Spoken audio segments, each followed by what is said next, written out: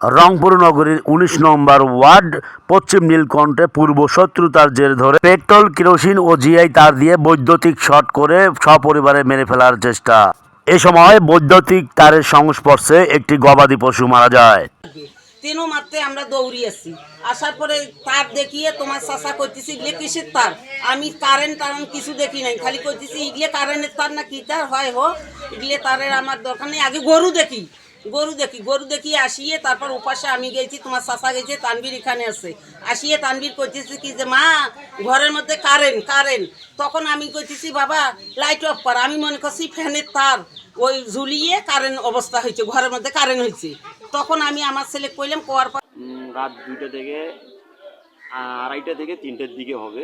আমি ঘুমিয়েছিলাম, আমার মা উঠে আমাকে ডাক দিয়ে বলতেছে বাবা উঠো, দেখো গরু চিল্লাচিল্লি করতেছে। আমি উঠে দৌড়ে গরুর ঘরে আসছি, এসে দেখছি যে আমাদের গরুর ঘরের আশেপাশে অনেকগুলো তার ছিটিয়ে আছে।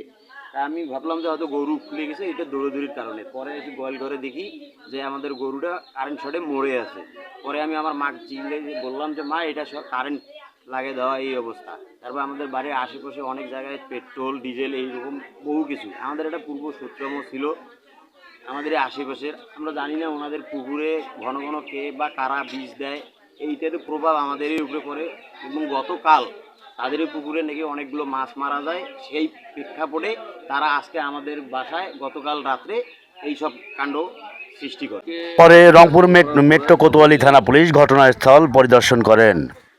পশ্চিম নীলকণ্ঠর একটা ঘটনা ঘটছে, তুমি গিয়ে একটু দেখো। আমি এখানে আসলাম, আসে দেখলাম যে শর্ট সার্কিটে একটা গরু মারা গেছে। পরে এলাকার লোকজনকে জিজ্ঞেস করলাম কীভাবে এটা হলো।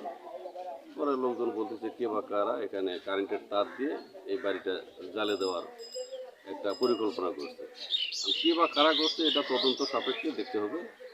এতটুকু আমি দেখলাম যে একটা গরু মরে পড়ে আছে, বাড়ির চারপাশে ছোট জিআই তার দিয়ে ঘিরে দেওয়া আছে।